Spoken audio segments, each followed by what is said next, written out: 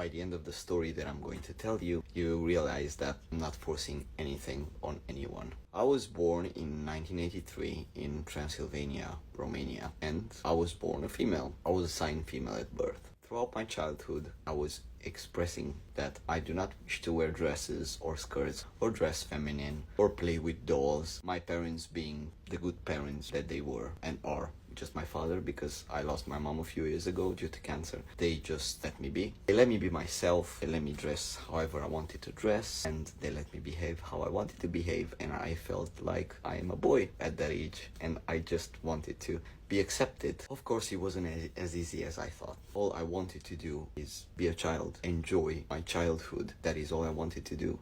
And I was not understanding why other people don't see me as just a normal boy. I was just sick and tired of teachers or kindergarten teachers telling me what I should do, how I should behave, how I should dress. And this is not normal. You should not dress like a boy. Why is your hair short? Why are your parents not letting you grow your hair? It wasn't about my parents. It was about how I was feeling. You can imagine back then there was no exposure of trans people online. Couldn't just go online and Google stuff and figure stuff on my own. I had no one to turn to. I had absolutely no one to turn to, no one to speak to about how I was feeling aside my parents, who they were trying to, God bless them, they were trying to understand me as much as they could. Once I got to high school, I was just got fed up with it. I just wanted to be normal. I just wanted to be accepted. I wanted to be a part of the kids society, you know. I just wanted to be included. So I said, okay, let me try and wear a dress. Let me grow my hair. Let's see how that will work out. Maybe people will finally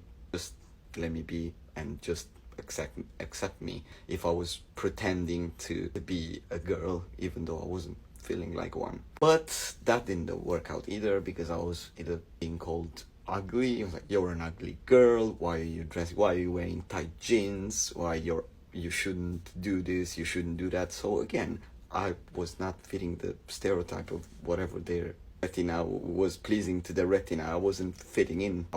I tried to hang on like that for about 3 months, I think. I finally realized that I should just stop pleasing other people and just be myself. I went back to presenting as male and cut my hair, and I was happy, even though it was really painful to see the people looking weird at me and being bullied through high school, and it wasn't such a good experience. But I realized I have to do me. Again, I had nowhere to turn to, no one to speak to about it. There was no visible trans people that I knew of back then in Romania.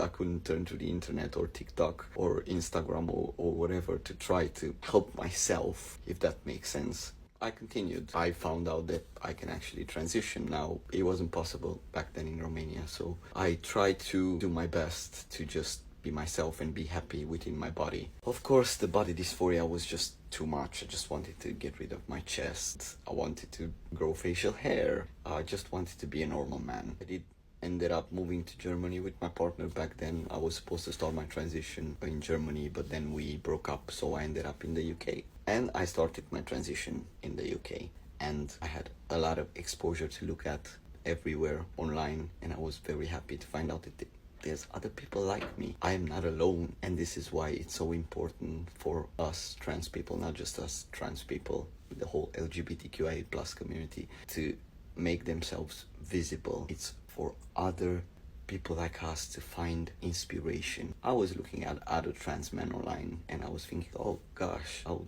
love to look like that in a few years' time once I start my transition. And I'm exactly where I want to be now. The most important part is I couldn't be happier.